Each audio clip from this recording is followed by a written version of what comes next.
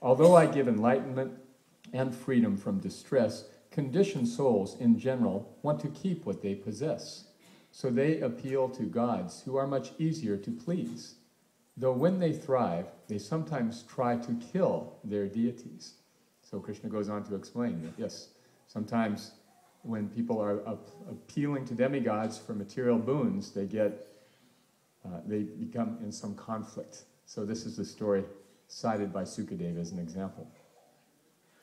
Lord Shiva, Lord Brahma, and the Supreme Lord Vishnu all can elevate a person or create a person's fall. Unlike Lord Vishnu, Shiva and Brahma are quickly pleased, as wicked Vrika once confirmed by his activities. So here's the story of Vrikasura. The demon Vrika met the saintly Narada one day and asked which god would fill his wish the most efficient way. Said Narada, "If you ask nicely, Shiva won't take long, but he gets angry instantly if you do something wrong."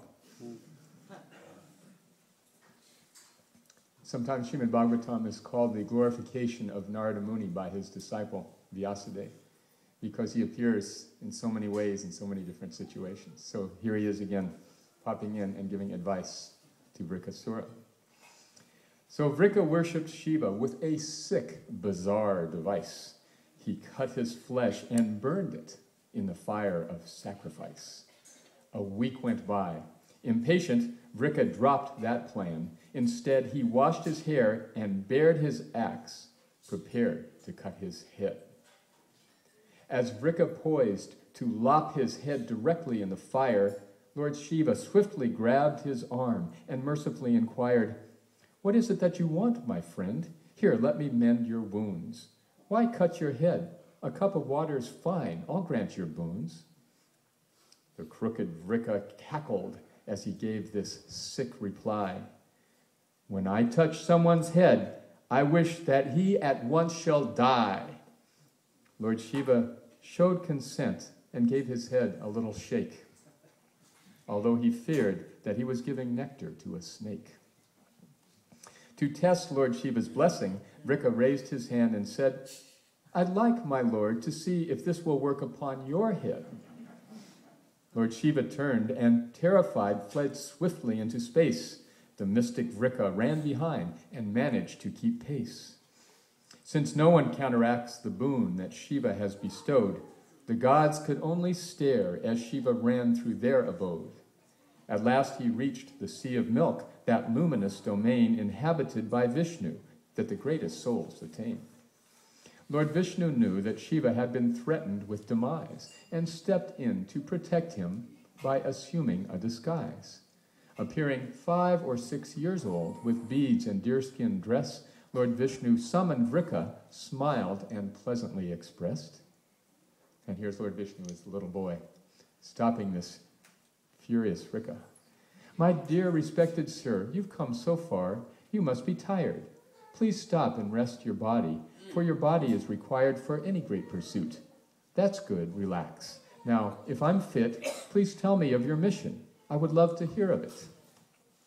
Lord Vishnu's words pleased Vrika, and the demon gladly stayed, explaining in complete detail his clever escapade.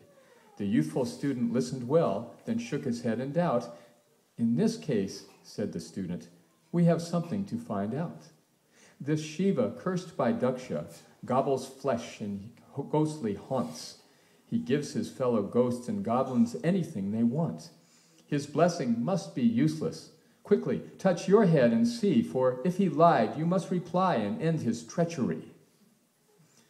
Enchanted and bewildered by the student's artful words, the foolish Vrika touched his head. A piercing blast was heard as Vrika's head exploded. Then, their voices joined as one, the gods cried out in admiration, "Victory! Well done!" As denizens of heaven showered flowers on the scene, Lord Vishnu said, "Lord Shiva, Vrika's deeds were so obscene, he met a violent destiny. What else could he expect, offending you, a kindly guru, wise in all respects?" And here at the end of the chapter we get the Pala Shruti, the blessing for hearing. Lord Krishna, Vishnu's origin, directly manifests the energies of matter, spirit, truth, and all the rest. A soul who hears or tells how Shiva's problem was dispelled shall overcome his enemies, and birth and death as well.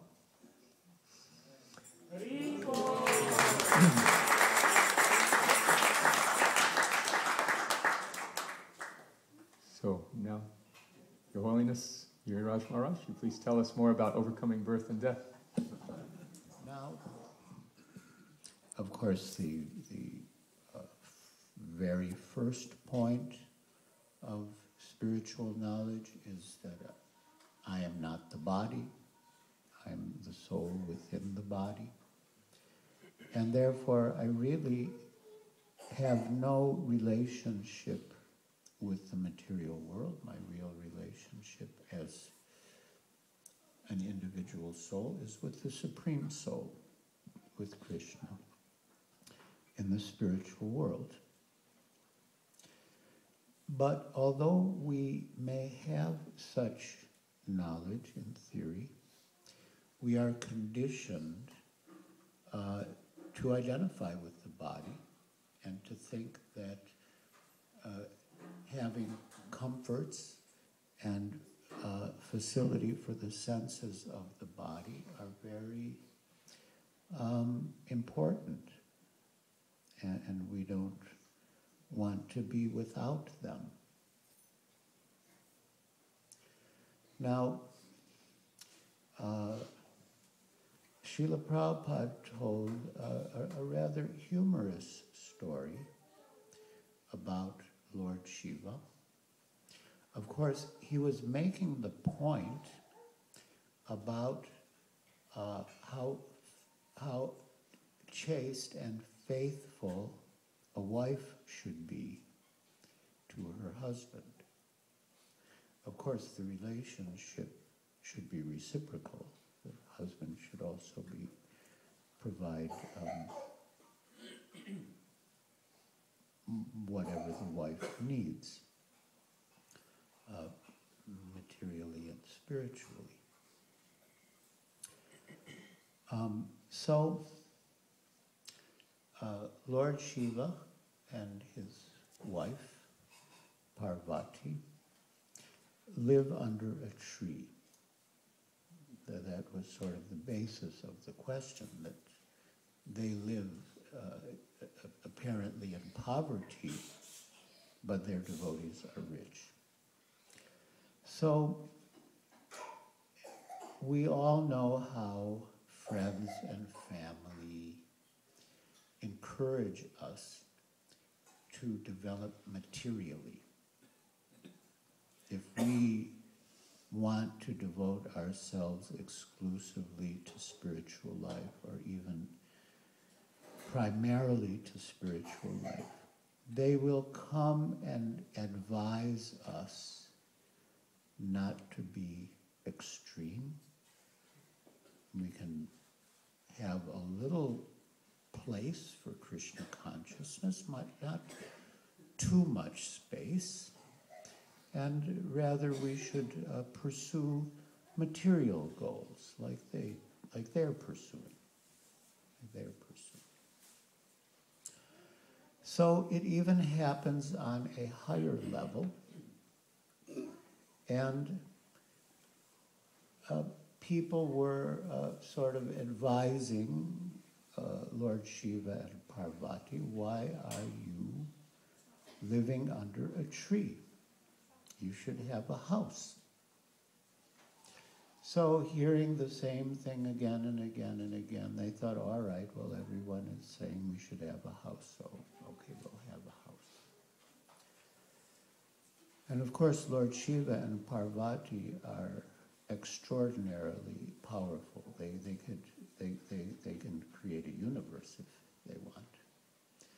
So what kind of house? All right, so they made a house made of gold. And they invited their friends to the housewarming event. And among the invitees was a sage, I believe Augusta Muni. And he came with thousands of disciples, hungry disciples. And so Parvati prepared prasad and fed them all, but in the course of feeding them all, she exhausted the stock of supplies in the kitchen, pantry. So after they were fully satisfied, the sage asked, what about dakshina? You haven't given me dakshina. So they said, well, we don't have anything to give you. I mean, whatever we had in the house, we've already served to you and your disciples. Otherwise, and we don't have anything else. Said, well, you invited us. You have to give dakshina. Where's our dakshina? They think, what to do? We have nothing to give. So finally, they decided, we'll give you the house. And when Srila Prabhupada told the story, he also laughed, and he said, and then after the ceremony, they were back living under the tree. Are you really happy? And Srila Prabhupada replied that when I was in India, I had 4 children, and there were always so many problems. And now that I have left my home and come to America, I have 400 children, and they love me, and I love them, and we have no problems.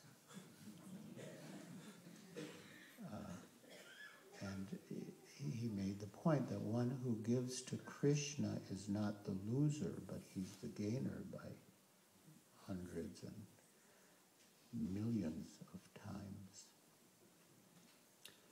Then the man said, well, that's a material answer.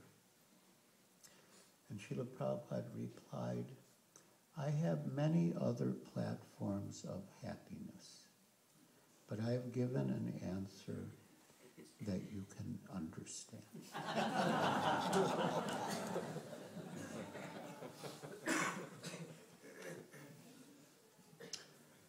And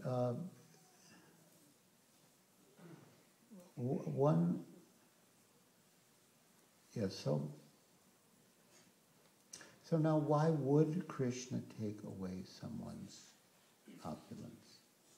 If the person's attachment to his wealth and material facility proves to be an impediment to the person's development of Krishna consciousness.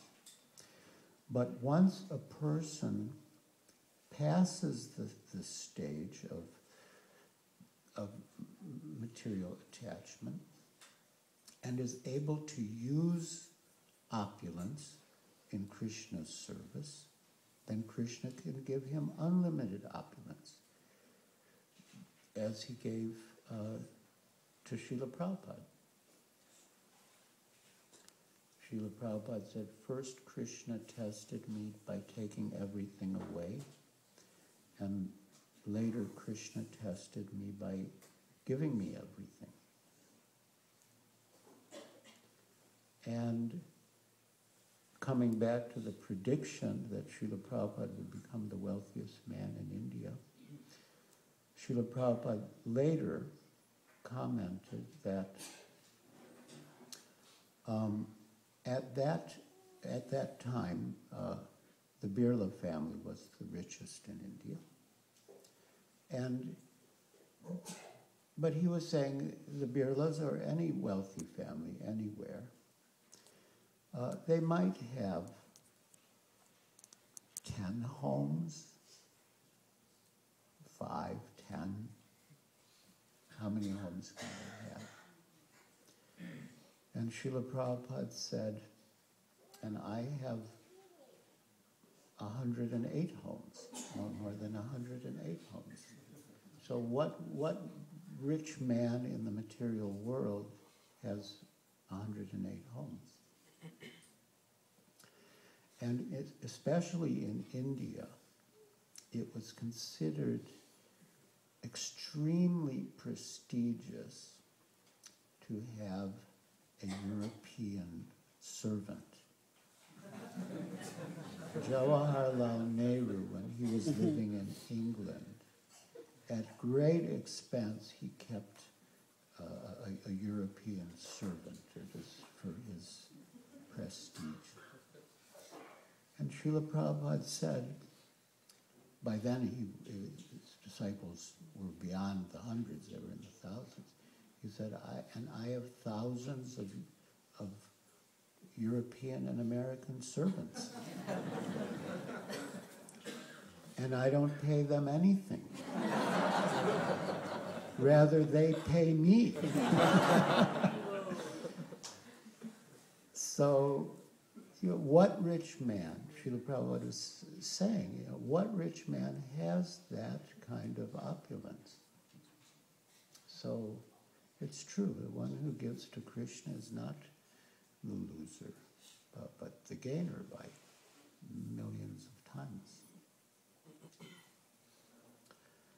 So, if a devotee is sincere, but he has some material attachment that is an obstacle, Krishna may take it away.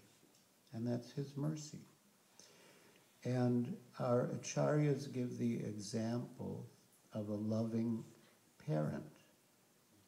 Sometimes a loving parent will kiss the child or give the child a sweet.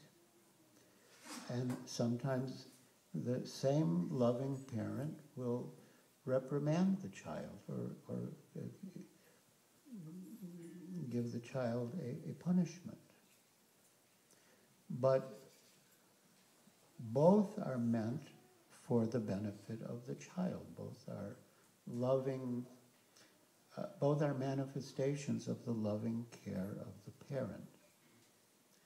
So Krishna is like a loving parent, and according to what we need, he might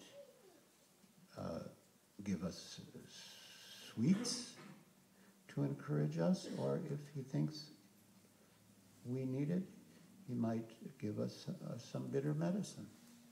But both are ultimately meant for our improvement. And a surrendered devotee accepts whatever treatment the Lord meets out to him, because he knows that whatever the Lord is doing for him is for his benefit. And quite often, we don't know what's really for our benefit. Some years ago, I read like a little news item that someone had won the lottery, and I don't know how many millions of dollars, and became so excited that he had a heart attack and died. So really, we don't know. We might want something very badly, and it might turn out to be the death of us, and we might avoid something like death, and it might turn out to be the greatest blessing.